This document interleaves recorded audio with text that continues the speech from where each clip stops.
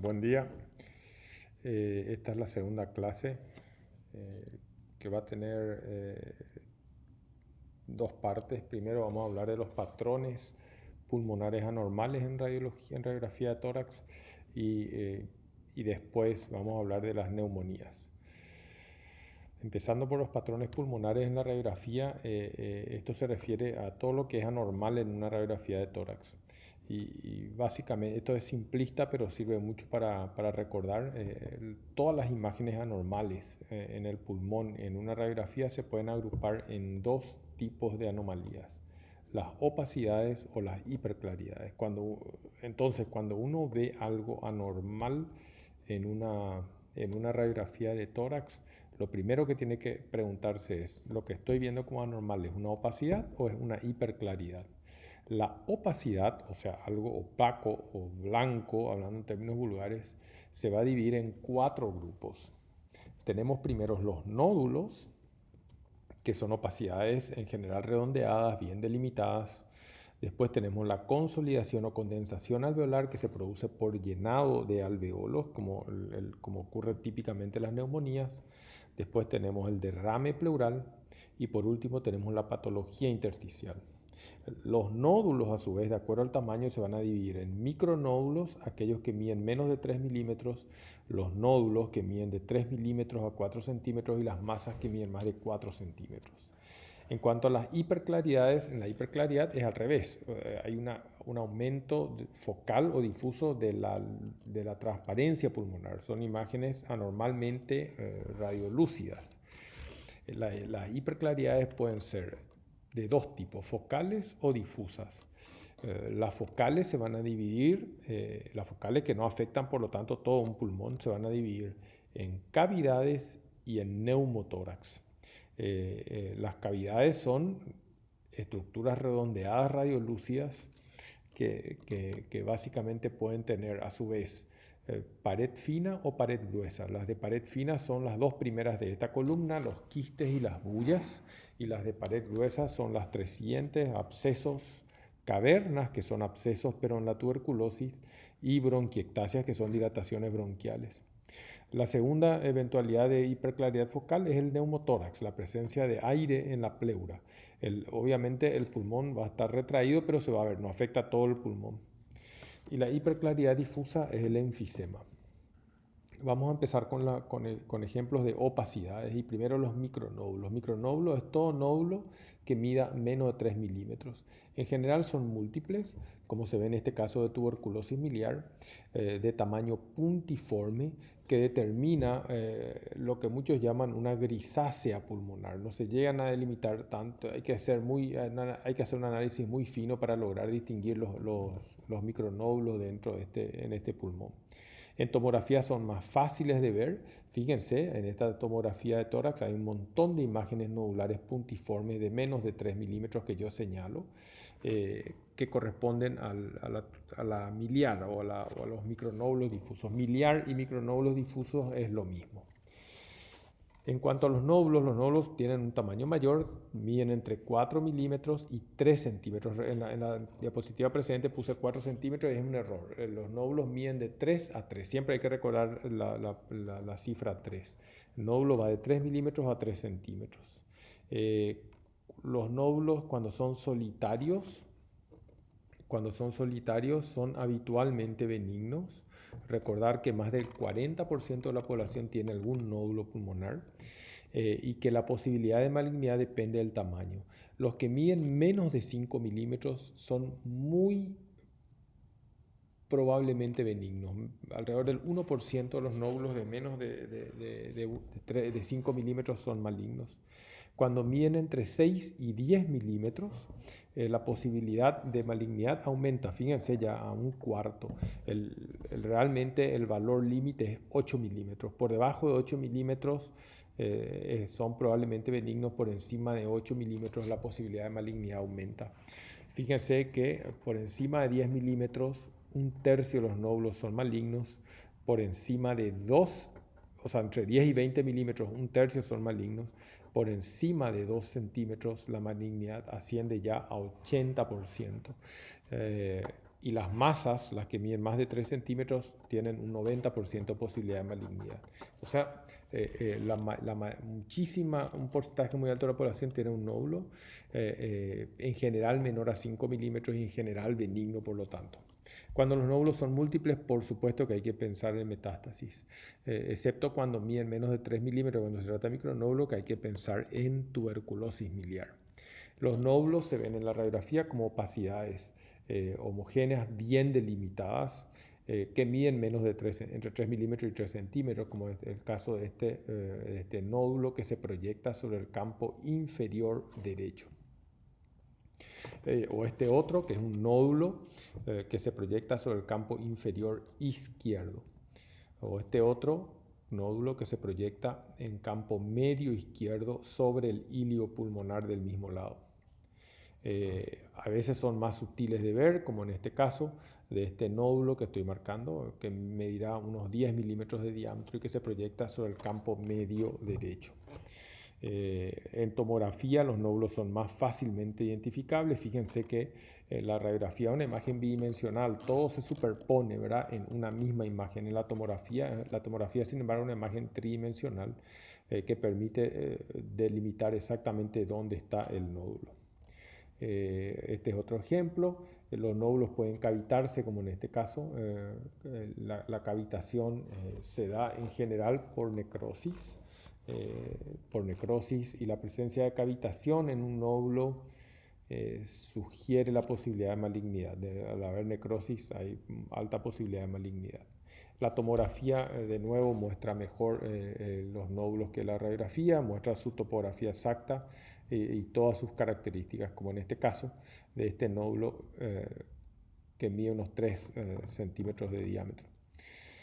Cuando miden más de 3 centímetros, de nuevo acá hay un error, es 3 centímetros la cifra. Cuando miden más de 3 centímetros casi se llaman masas y casi siempre son malignas. Las masas casi siempre son malignas, tienen un porcentaje de malignidad de 90%. Por eso es importante distinguir nódulo de masa. Y dentro de los nódulos ver qué tamaño tienen. La masa es una opacidad del mismo tipo que los nódulos, pero más voluminosa. Esta es una masa, ya en este caso no podemos hablar de campos porque tenemos las dos incidencias. Esta es una masa que se encuentra en el lóbulo medio derecho. Recuerden que el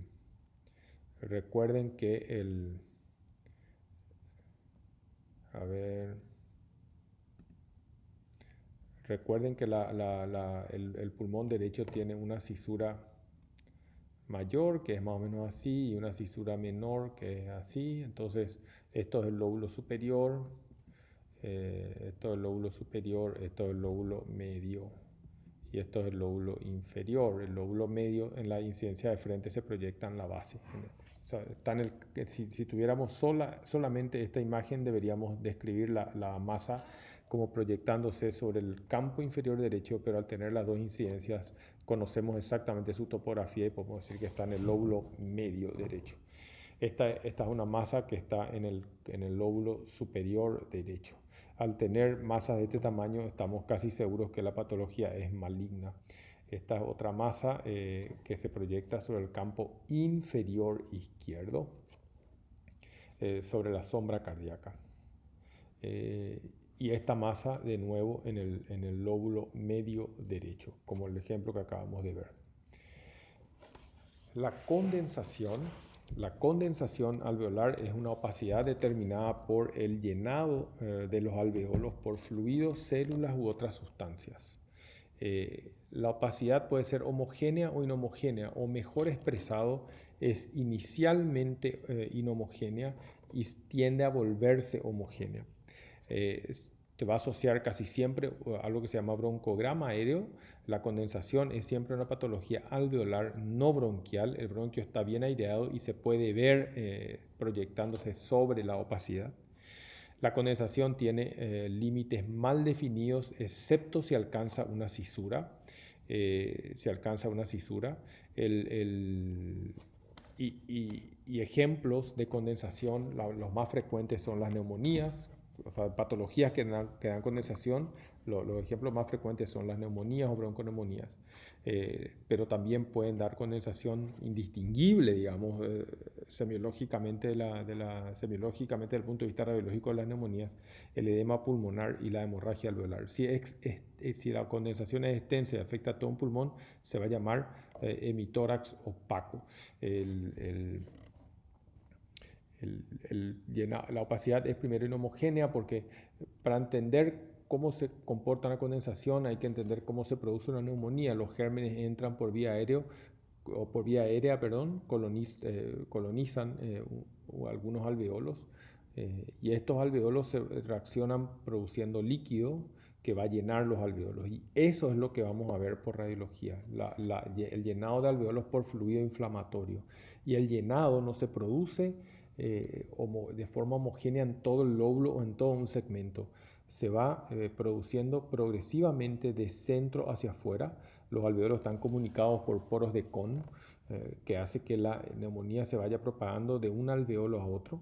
Entonces, a medida que la neumonía va envejeciendo en el tiempo, digamos, a medida que va pasando el tiempo, los alveolos centrales se vuelven homogéneamente llenos de líquido y los periféricos se van progresivamente afectando. Entonces los alveolos periféricos están menos llenos de líquido que los centrales, lo cual determina que el límite sea mal definido, excepto si se alcanza la cisura. ¿Por qué? Porque la cisura determina una separación completa entre un alveolo y otro. A ver, entre un alveolo que está de un lado de la cisura no tiene ninguna comunicación con el alveolo que está del otro lado. Por eso cuando el proceso llega, se va comunicando por los poros de Kohn hasta el alveolo que está adyacente a la cisura. A partir de ahí no se puede ir para el otro lóbulo, digamos.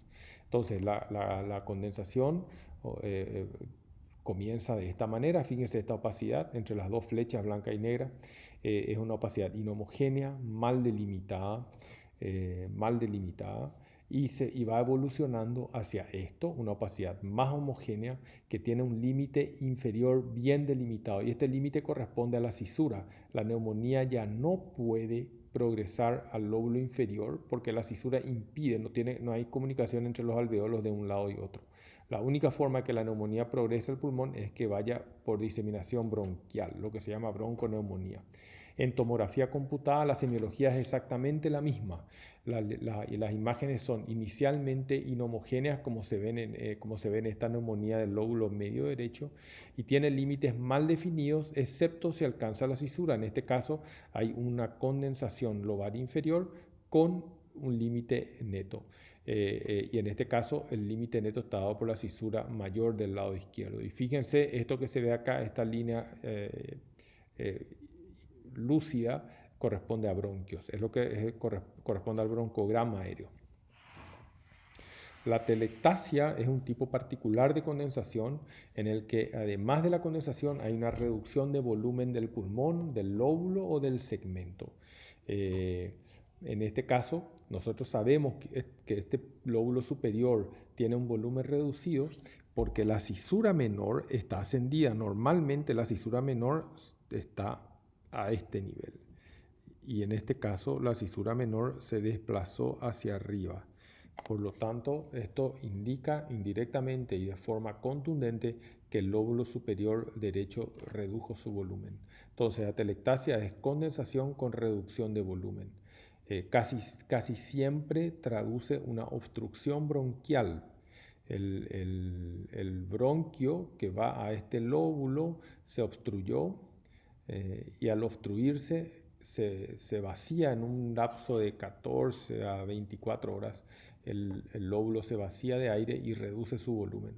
En el adulto, una telectasia obliga a descartar un tumor. En el niño obliga a descartar cuerpo extraño. El hemitórax opaco es todo un hemitórax opaco, todo un hemitórax de color blanco. Puede obedecer a 3 causas diferentes. Puede ser por derrame pleural, puede ser por neumonía o puede ser por atelectasia. Y la diferencia la da la posición del mediastino y la tráquea. En la neumonía no hay cambios en el volumen pulmonar. El alveolo se llena hasta su tamaño, no aumenta de tamaño con el llenado por fluidos. Por lo tanto, el mediastino y la tráquea van a estar bien centrados, no van a estar desplazados. El derrame pleural ocupa espacio, el líquido ocupa espacio y por lo tanto el mediastino y la tráquea van a desplazarse hacia el lado opuesto. En tanto que en el caso de la telectasia, el mediastino va a estar desplazado hacia el lado afectado. Va a haber una atracción mediastinal porque hay una reducción de volumen. Y al haber una reducción de volumen, eso atrae la tráquea hacia ese lado. Entonces, tenemos ejemplos como este, en que hay un hemitórax opaco, hay una partecita ideada en el ápex, pero se puede considerar un hemitórax opaco en el lado izquierdo. Y si bien la tráquea no está desviada, el corazón sí lo está. El corazón está muy metido hacia la derecha, lo cual indica que acá hay un aumento de volumen y sugiere la posibilidad de un derrame pleural. En este caso hay un hemitórax prácticamente opaco, pero el corazón está perfectamente bien donde tiene que estar, la tráquea también, por lo tanto esto es muy probablemente una neumonía. Y en este caso hay un hemitórax opaco del lado derecho, la tráquea está claramente desplazada hacia la derecha, es lo que la tráquea es esto que yo les marco acá. Este es el bronquio fuente izquierdo, el derecho no se ve, está probablemente obstruido por un tumor en este caso, y el corazón ni siquiera se ve a la izquierda, está totalmente metido hacia el hemitórax derecho. Por lo tanto, el diagnóstico en este caso es una telectasia. El derrame pleural se produce por presencia de líquido en la cavidad pleural. Va a dar, imagenológicamente, va a dar una opacidad en la base pulmonar con borramiento del seno costofrénico. Ese líquido va a ocupar el seno costofrénico que va a estar borrado. La opacidad va a tener un límite cóncavo hacia arriba que se llama línea de Damoiseau. Vamos a ver ejemplos. En realidad hay variantes. Lo que acabo de describir, la opacidad basal con borramiento del seno costofrénico y límite superior cóncavo, corresponden corresponde a la semiología radiológica del derrame de moderado volumen. Si el derrame es muy pequeño, solo vamos a ver un borramiento del seno costofrénico. Y si el derrame es muy voluminoso, vamos a ver un hemitórax opaco con desplazamiento mediastinal hacia el lado opuesto. Entonces, esta es la imagen típica del derrame pleural. Hay una opacidad basal, no se ve el seno costofrénico, no se ve pulmón aireado por debajo, el derrame siempre es declive, no puede quedar pulmón aireado por debajo y tiene un límite superior que es cóncavo hacia arriba. En el otro lado, el pulmón basal está perfectamente aireado. Vamos a ver en clases siguientes propiamente patología pleural. La patología intersticial es es un término bastante genérico, hay muchas patologías intersticiales. En este caso, en esta clase vamos a hablar groseramente de la patología intersticial. La patología intersticial representa un engrosamiento del intersticio. El intersticio es el tejido conectivo de sostén que forma una red que sostiene los bronquios, los alveolos. Esa red habitualmente no se ve, en condiciones normales no se ve. Cuando se ve es anormal. El engrosamiento del intersticio puede ser reticular o linear, o sea, como si fuera propiamente una red. Puede ser micronodular, podemos ver micronódulos en el intersticio, como ocurre en la tuberculosis miliar, que acabamos de ver un ejemplo. Puede ser mixto, lo que se llama retículo micronodular, y hay un patrón último que se llama panal de abejas, que es importante reconocer porque es patognomónico de la fibrosis pulmonar idiopática, que es una enfermedad con pronóstico bastante malo. Las causas más frecuentes de la patología intersticial son la fibrosis pulmonar, la linfangitis carcinomatosa, la tuberculosis miliar, que va a dar un patrón micronodular, y el edema intersticial por insuficiencia cardíaca. Estas son las 4 causas más frecuentes de patología intersticial. Esta es una radiografía de un paciente con fibrosis pulmonar. La imagen es bastante típica de una patología intersticial. Fíjense, parece que alguien dibujó una fina red sobre los dos pulmones. ¿Qué es lo que se ve? Se ve un patrón reticular difuso. Y este es el ejemplo que creo que que vimos precedentemente en la clase, el patrón micronodular. Este es un patrón reticular y este es un patrón micronodular o grisácea pulmonar. La patología intersticial se ve muchísimo mejor por tomografía computada y se usa un tipo particular de técnica que se llama tomografía computada de alta resolución, que es simplemente cortes de 1 milímetro de espesor. Fíjense, comparen el pulmón izquierdo, que es normal, con el pulmón derecho, que muestra unas opacidades reticulares lineares múltiples que dibujan como unos hexágonos que corresponden a los lobulillos pulmonares. Este es un patrón reticular en tomografía computada y este es un patrón micronodular en tomografía computada. Y este es el patrón en panal de abejas. No hace falta que describa, el propio término describe de qué se trata. En el panal de abejas hay una destrucción completa. Esto que vemos acá no son alveolos, son espacios aéreos sin alveolos. En la fibrosis pulmonar avanzada se termina en este estadio. Esto es pulmón donde no hay alveolo, pulmón que no sirve para intercambio gaseoso. Por supuesto, estos pacientes tienen un compromiso importante de la función pulmonar. Pasando a las hiperclaridades, vamos a empezar con las focales. Y dentro de las focales con las cavidades. Las cavidades se dividen en dos grupos, las que tienen pared fina y las que tienen pared gruesa. Esto es muy importante. Cuando ustedes vean una hiperclaridad, una cavidad, digamos, lo primero que tienen que saber, bueno, ven una hiperclaridad, se dan cuenta que focal es una cavidad, tienen que distinguir pared fina o pared gruesa. Si es pared fina tenemos solo dos opciones diagnósticas, un quiste o una bulla. Es imposible distinguir ambas, aunque vamos a ver en la clase de enfisema que si hay otro signo de enfisema obviamente es una bulla. Las bullas se forman en el enfisema. Si la cavidad tiene pared gruesa es un absceso o una caverna, que es un absceso finalmente que se produce en la tuberculosis o es una bronquiectasia. En el campo medio derecho, en el campo medio y superior del lado derecho se observa una hiperclaridad focal, una cavidad de pared fina. Esto se puede describir también como una imagen anular de pared fina que tiene unos 8 centímetros de diámetro. Cavidad de pared fina, puede ser dos cosas, o quiste, que es congénito, o bulla, que es adquirido por enfisema. Hasta ahí podemos llegar. Y acá tenemos un ejemplo de cavitación de pared gruesa. Voy a dibujar por fuera. En esta zona se proyecta sobre el campo superior derecho. Fíjense que la pared de la cavidad es bien gruesa. En este sector, por ejemplo, va de acá hasta acá. En este otro sector puede ser más fina, va de acá hasta acá, pero es completamente diferente a la semiología de esta imagen.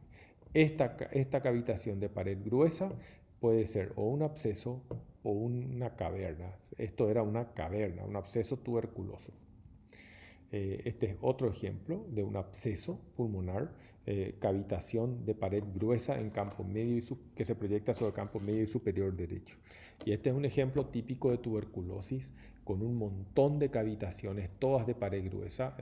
Acá hay una, voy a ir señalando, acá hay otra cavitación de pared gruesa. Hay al menos dos alternando con otras opacidades típicas de la tuberculosis. La tomografía obviamente muestra de nuevo mejor. Fíjense, este paciente tenía un montón de cavitaciones, todas de pared gruesa en los dos ápex. La otra hiperclaridad focal es el neumotórax. El neumotórax se define como una hiperclaridad con ausencia de trama pulmonar y visualización de la línea pleural, que es el límite del pulmón retraído.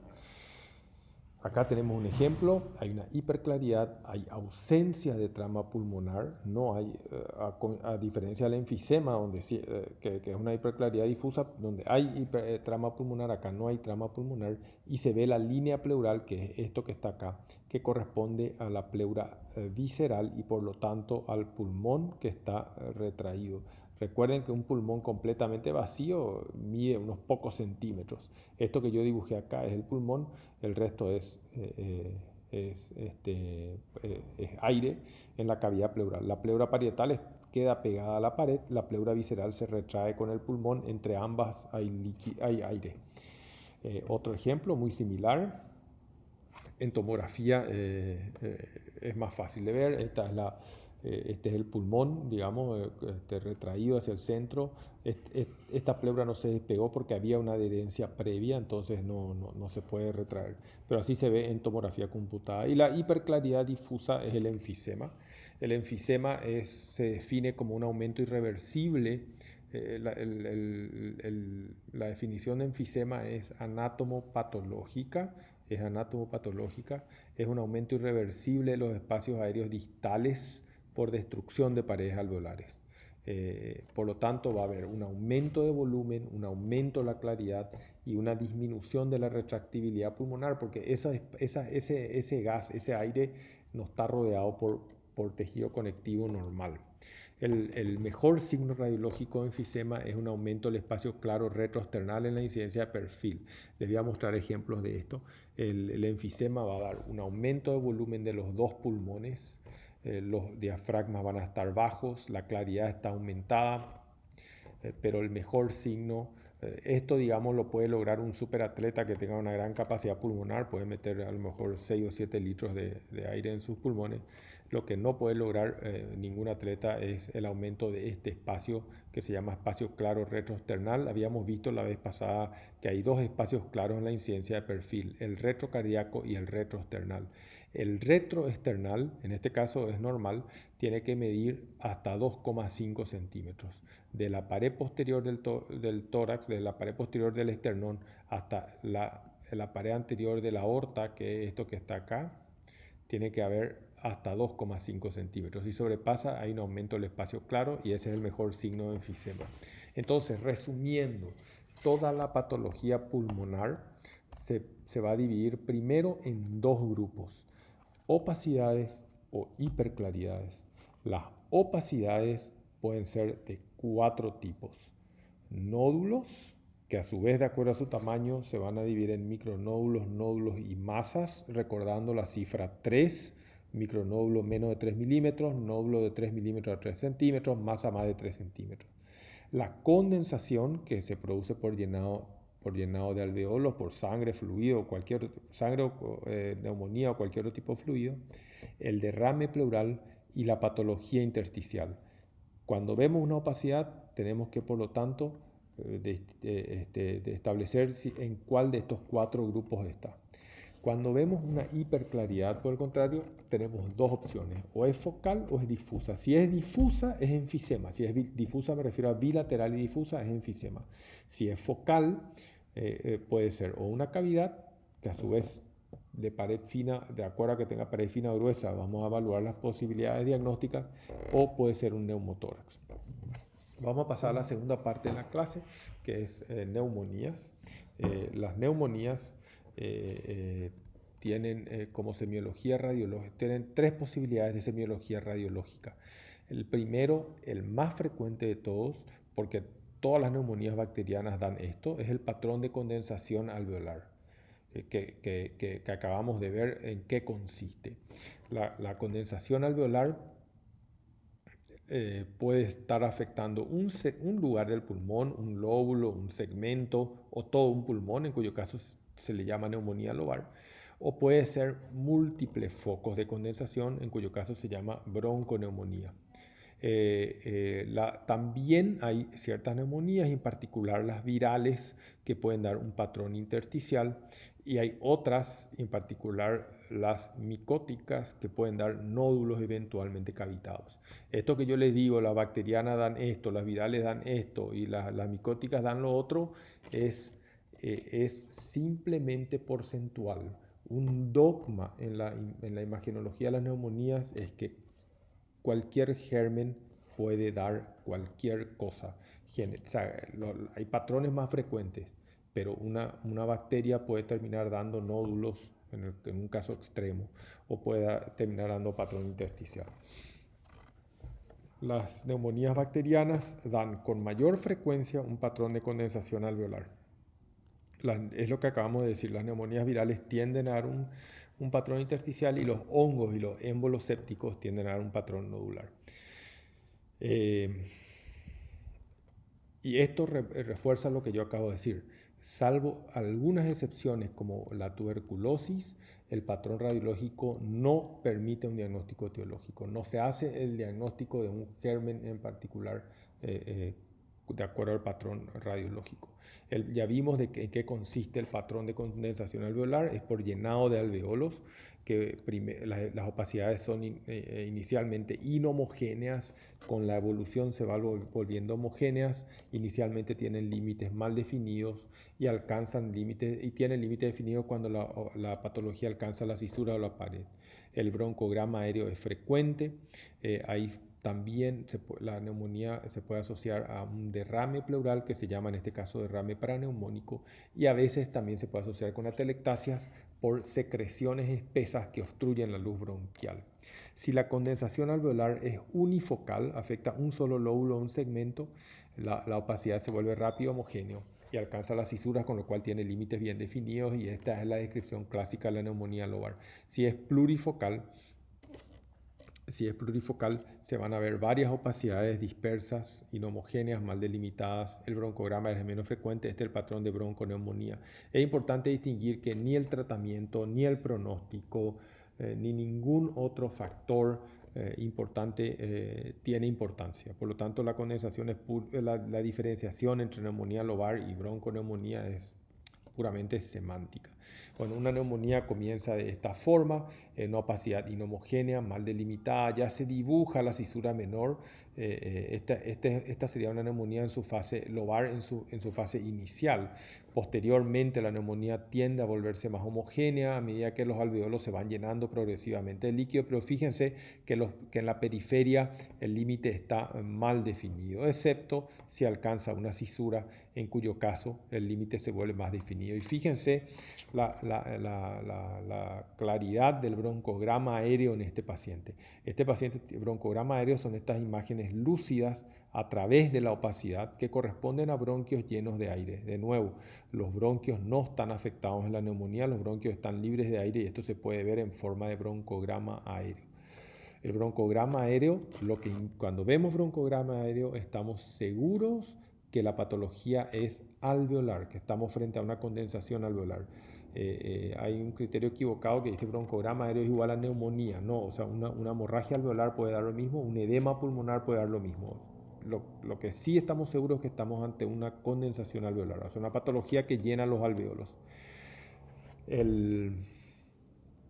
Este es otro ejemplo: neumonía lobar, opacidad inhomogénea, mal delimitada. En la incidencia perfil tiene límites mejor definidos. Esta es una neumonía del lóbulo medio derecho, y cuando alcanzan las cisuras el límite se vuelve bien definido.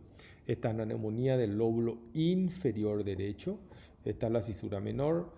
La cisura mayor, perdón, la cisura menor del lado derecho está aquí. El lóbulo medio está bien aireado. Entonces, una neumonía lobar inferior bastante avanzada. La condensación es homogénea y tiene límites bien definidos porque ya afectó todo el lóbulo y paró el proceso en la cisura.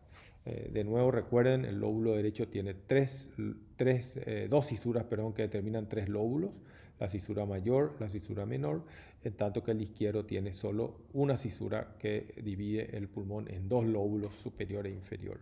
Esta es una neumonía lobar inferior, y esta es una neumonía lobar superior, necesariamente del lado derecho, porque esta es la cisura menor. La tomografía, esta es la semiología radiológica, esta es la semiología tomográfica.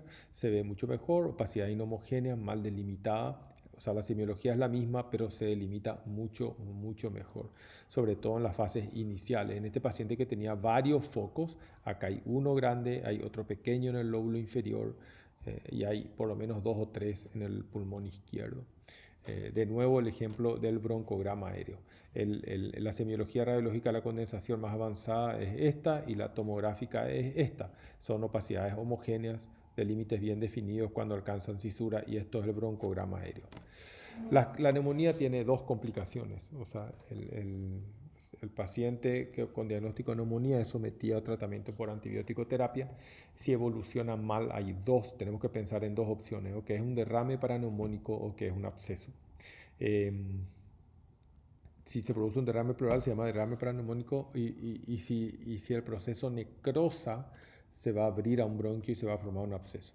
El derrame paraneumónico es el líquido pleural, puede estar libre o tabicado. Normalmente la radiografía es suficiente para hacer el diagnóstico y si hay dudas lo que hay que hacer es una ecografía. Este paciente tiene un diagnóstico, una semiología radiológica muy típica de derrame pleural, una opacidad basal con un límite superior cóncavo, pero ante cualquier duda hay que hacer una ecografía. Este es un corte longitudinal de la base izquierda, este es el diafragma. Por encima del diafragma hay una imagen anecogénica. En ecografía el líquido es negro anecogénico. La ecografía, por el contrario, este paciente que tiene un hemitórax opaco, fíjense que la ecografía muestra una semiología totalmente diferente. Esto es pulmón condensado, por lo tanto, lo que había acá era una neumonía y no un derrame pleural. El absceso se produce por apertura del proceso infeccioso en un bronquio. Los procesos infecciosos, sobre todo cuando forman pus, tienden a abrirse camino por algún lugar. En el caso del pulmón, esa apertura se produce hacia un bronquio. Cuando se produce esa apertura, semiológicamente, o sea, clínicamente el paciente va a tener una crisis de expectoración y va a expectorar cantidades importantes de líquido, purulento obviamente, y radiológicamente lo que va a ocurrir es que va a entrar gas a la neumonía y se va a formar lo que se llama un absceso. Ese gas va a tener, como el líquido nunca se expulsa totalmente, va a tener un nivel hidroaéreo y si hay dudas hay que hacer una tomografía. De hecho, la tomografía está formalmente indicada cuando hay que diferenciar una colección pleural o pulmonar. Cuando es pulmonar es un absceso, cuando es pleural es un empiema pleural. Esta es una imagenología típica, una opacidad basal izquierda, en cuyo interior se ve una hiperclaridad con nivel hidroaéreo. Esta es la semiología típica del absceso. Entonces, opacidad basal izquierda con hiperclaridad central y nivel hidroaéreo sugerente de absceso. En esta imagen les voy a mostrar cuando aparece una cavitación en una radiografía de tórax, como en este caso, en la base hay una cavidad gruesa irregular. Yo tengo que determinar si esta cavidad está en el pulmón mismo o en la pleura. Para eso se hace una tomografía. En este caso la cavidad está dentro del pulmón, era un absceso pulmonar. En este caso esta es una neumonía en la cual aparece una cavidad. En este caso la cavidad era pleural, el pulmón está por detrás. Con nivel hidroaéreo era pleural. El tratamiento es totalmente diferente en ambos casos. El absceso se trata con antibiótico, la cavidad pleural se tiene que drenar quirúrgicamente o por punción. Ya vimos que no hay una relación entre el aspecto radiológico y el germen causal. Hay algunas excepciones, algunas neumonías que permiten sospechar la etiología. Esto se da en la neumonía estafilocóxica, en la tuberculosis, en las neumonías por virus y en las neumonías por hongos. La neumonía estafilocóxica primero es frecuente en los extremos de la vida, niños y ancianos. Va a dar un patrón de bronconeumonía, o sea, múltiples focos. Y lo que permite sospechar es la aparición de cavidades de pared fina. Se ven como bullas o quistes que aparecen en el medio de la neumonía. Estas cavidades se llaman neumatoceles y cuando aparecen deben hacernos pensar en la posibilidad de una neumonía estafilocóxica. Las neumonías virales son frecuentes en los niños y ahora en los adultos también. Hay una serie de neumopatías virales, empezando por el COVID, pero antes de eso influenza. Hay muchos virus que pueden dar neumopatías. En las neumonías virales en los niños van a dar un edema de la mucosa de los bronquios. Un edema de la mucosa de los bronquios, con lo cual los hilios pulmonares se van a engrosar y se va a atrapar aire. Vamos a ver de qué se trata, cómo se ven las imágenes. Se va a atrapar aire, entonces los pulmones van a estar aumentados de volumen. En los adultos, las neumonías virales pueden dar ovidio esmerilado, como es el caso del COVID, vamos a ver ejemplos. Puede dar engrosamiento del intersticio o pueden dar patrones idénticos a los de la neumonía bacteriana. Esto también es posible. Esta es una neumopatía viral en un niño. ¿Qué ocurre en los niños? En los niños los virus dan un engrosamiento de las paredes de la mucosa de las paredes bronquiales, con lo cual la luz permeable de los bronquios disminuye. Cuando la luz disminuye, si ustedes recuerdan fisiología, al inspirar el calibre de los bronquios aumenta, al expirar disminuye. Entonces, cuando el niño inspira, que está con una neumopatía viral, inspira, el calibre del bronquio aumenta y el aire entra al pulmón. Pero cuando expira, al estar muy engrosada la mucosa, el bronquio se cierra, entonces el aire queda atrapado. Por eso estos niños respiran muy frecuentemente y están con el tórax muy agrandado para poder meter aire a los pulmones. Entonces, el signo clave es la hiperinsuflación pulmonar. Y para la hiperinsuflación pulmonar tenemos que de nuevo contar las costillas. Habíamos visto en la clase anterior que en una inspiración normal, el arco anterior de la sexta costilla entra en contacto con el tercio medio del diafragma. En este caso, esta es la primera costilla, la segunda, la tercera, la cuarta, la quinta, la sexta. La séptima costilla entra en contacto con el diafragma. Por lo tanto, este paciente está en hiperinsuflación. Aparte, hay un aspecto flu de los ilios pulmonares.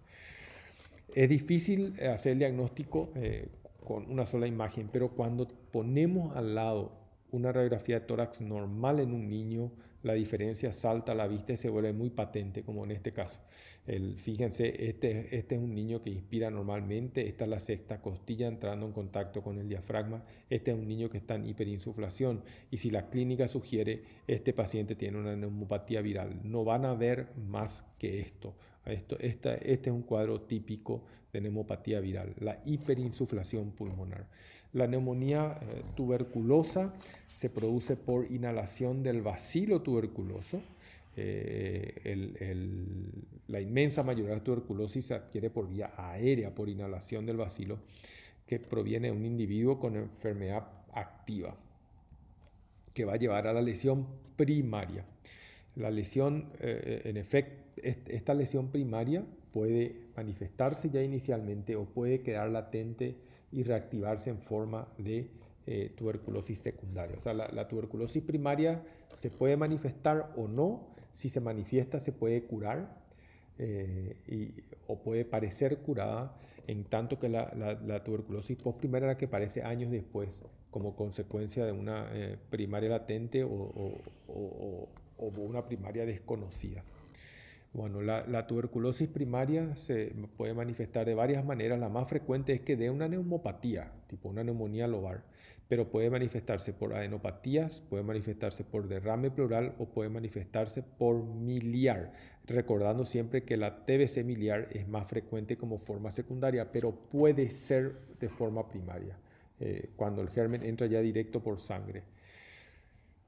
La lesión primaria suele ser una neumonía. La neumonía, cuando es neumonía, prefiere los lóbulos superiores, sobre todo en los niños, aunque en los adultos en un tercio de los casos puede producirse en lóbulos inferiores. La lesión primaria evoluciona largamente. Aún tratada la resolución lleva meses. Evoluciona larga y tórpidamente, no da tantos síntomas como una neumonía bacteriana adquirida en la comunidad, es pausintomática, fiebre, tos, pero de evolución larga.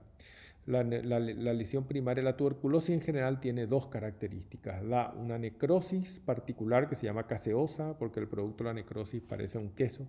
La necrosis caseosa, y da fibrosis. La necrosis caseosa aparece ya entre la segunda y la cuarta semana de evolución, y la fibrosis aparece también entre la tercera y cuarta semana de evolución. Aparecen relativamente rápido. La lesión primaria puede pasar desapercibida. En los niños, la neumonía casi siempre está en lóbulos superiores, se resuelve en largo plazo de tiempo, raramente hay cavitación. El derrame pleural es raro, les voy a poner que pasa en adultos para que vean en contrapartida. Sin embargo, las adenopatías son muy frecuentes. 90% de los niños con tuberculosis tienen adenopatías visibles en la radiografía. Por lo tanto, toda neumonía en un niño en el lóbulo superior que se asocia a engrosamiento del ilio o del mediastino, o sea, adenopatías, debe sugerir una tuberculosis. En el adulto, la afectación de los lóbulos inferiores es más frecuente, hasta en 1/3 de los casos. La cavitación es más frecuente. Como vimos, da cavidades de pared gruesa. Las adenopatías son raras, pero el derrame es prácticamente la norma. Entonces, en un adulto, toda condensación, aunque esté en lóbulos inferiores, en pacientes que no están muy sintomáticos o que tienen sintomatología crónica de más de un mes, debe sugerir la posibilidad de tuberculosis. Entonces, este es el ejemplo típico del niño. Este niño tiene una condensación en el lóbulo superior derecho y fíjense el mediastino cómo está rechazado, agrandado por adenopatías. Esto es casi seguro una TBC, una neumonía tuberculosa. En los niños entonces las adenopatías son visibles hasta en el 90%.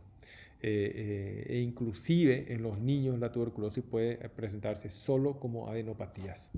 En los adultos, sin embargo, las adenopatías son raramente visibles, en un 10 o 20%, y la forma adenopática pura es casi inexistente.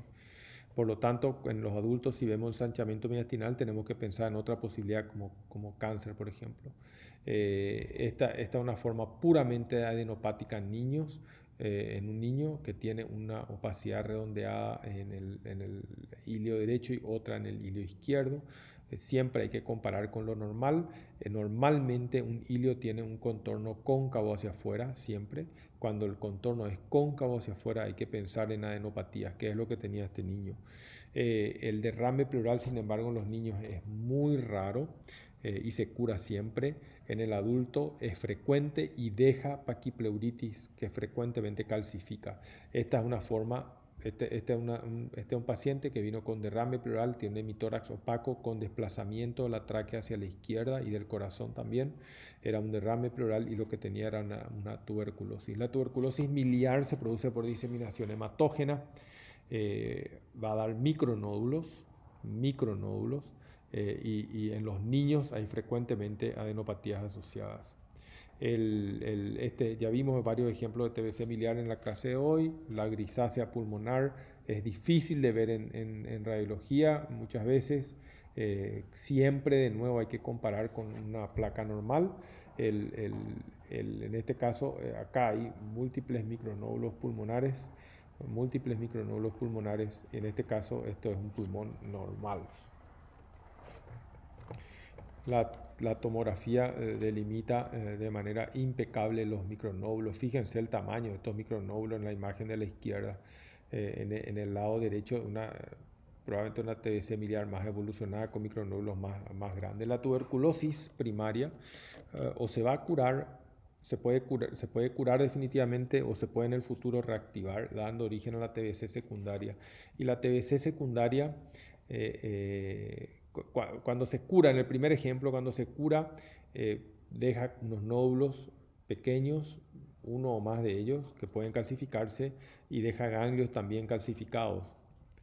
En cuanto a la TBC secundaria, por reactivación va a dar necrosis y fibrosis. Recuerden, necrosis y fibrosis. La necrosis va a dar cavitaciones de pared gruesa y la fibrosis va a dar desplazamientos de estructura. Entonces, cuando veamos una radiografía en que no entendemos qué es lo que pasa, pensar en tuberculosis. Hay opacidades irregulares con múltiples cavitaciones y fíjense la tráquea de este paciente desplazada primero a la izquierda, después a la derecha. Todo esto es por tracción fibrosa. El paciente siempre tiene fibrosis. Y hay una comparación de un paciente tuberculoso con un paciente normal, de nuevo. Por último, unas palabras de neumopatías por COVID, algo que deberían saber, sobre todo en este semestre. El COVID fue estudiado por imágenes, por tomografía sobre todo. Hay algunos reportes de radiografía y casi nada de ecografía. Y les voy a mostrar ejemplos de casos autóctonos paraguayos en los que me tocó participar. Este es un paciente de unos 50 años que tenía tos y fiebre. Le hicimos esta radiografía normal, tos seca y fiebre en su segundo día de evolución, día 2 de la evolución de los síntomas. el paciente no mejoró, al contrario empeoró. Esta es la radiografía en el día 4 de la evolución. Fíjense que tiene una opacidad en vidrio esmerilado. Opacidad en vidrio, contrariamente a la condensación que acabamos de ver. La condensación alveolar es una opacidad de mayor densidad. La opacidad en vidrio esmerilado es, su nombre lo dice, es un vidrio esmerilado, vidrio deslustrado. Es una opacidad de menor intensidad que no borra los vasos sanguíneos. Esto hace la diferencia. Si se acuerdan de la neumonía lobar que vimos, no se ve ningún vaso sanguíneo a través. En estas opacidades siempre se ven los vasos sanguíneos. Tiene 3 focos, uno aquí, otro acá y otro muy sutil acá. Con esta radiografía, que realmente tiene hallazgos muy sutiles, se le propuso al paciente una tomografía computada, que es la que ustedes ven acá. Estos son focos en vidrio esmerilado. La opacidad es de menor densidad y permite distinguir el vaso sanguíneo a través, porque la opacidad es de menor densidad que el vaso sanguíneo.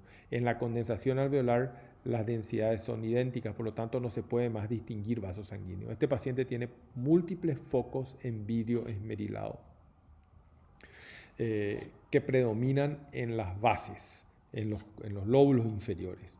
El paciente se hizo una nueva tomografía en el día 12 de la evolución. La que acaban de ver fue en el día 4, o sea, 8 días después. Y las opacidades, muchas de las opacidades evolucionaron a condensación. Por ejemplo, esta ya es una condensación y hay zonas de condensación y zonas de vidrio esmerilado alternando. Y en la base hay densidades más propias de condensación. En la columna a la izquierda tienen la tomografía inicial, en la columna a la derecha tienen la segunda tomografía una semana después, en el que el patrón evolucionó desde vidrio esmerilado hacia focos de condensación. Los hallazgos, por lo tanto, a la tomografía son focos parcheados de vidrio esmerilado, múltiples, bilaterales, periféricos y en lóbulos inferiores. Eso es lo que ustedes tienen que recordar. Esto segundo ya es más específico. La evolución de la patología se va a dar hacia la resolución o hacia la condensación. O sea, el paciente que evoluciona hacia condensación es el paciente que empeora clínicamente, como fue el caso que les acabo de mostrar. Recordar que alrededor del 10% de los pacientes no van a tener alteraciones tomográficas y que al menos la mitad de ellos tienen imágenes normales en los 2 primeros días de evolución. Entonces, este es el segundo caso que me tocó. Este paciente era un poco mayor, unos 70 años. El primer caso está vivo, se recuperó totalmente. Este segundo caso es un paciente un poco mayor. Los dos son de los primeros casos de la primera semana de marzo. Ahora ya estamos viendo COVID con bastante frecuencia. De nuevo, vidrio esmerilado, bilateral, difuso, múltiples focos, predominando en lóbulos inferiores. El paciente no evolucionó nada bien, se fue a terapia intensiva. En terapia intensiva, fíjense, al principio vidrio esmerilado, algunas zonas de condensación como en la base derecha. 24 horas después el paciente estaba peor, ya hay focos de condensación bilaterales múltiples y desafortunadamente unas horas después de esta radiografía el paciente falleció. Entonces aquí en esta diapositiva vemos qué es lo que tenemos que esperar con frecuencia en la tomografía computada a un paciente con COVID. Es lo primero que está acá, vidrio esmerilado o vidrio esmerilado más condensación. Tenemos que esperar que las lesiones sean múltiples, bilaterales, periféricas y en lóbulos inferiores. Eso es lo típico. Los dos ejemplos que les mostré muestran hallazgos típicos de COVID. El que es menos típico pero frecuente, el broncograma aéreo se puede ver. ¿Qué es raro? Es raro que la patología sea unifocal, es raro que sea solo condensación sin vidrio esmerilado y es raro que el paciente tenga derrame pleural asociado, es muy raro.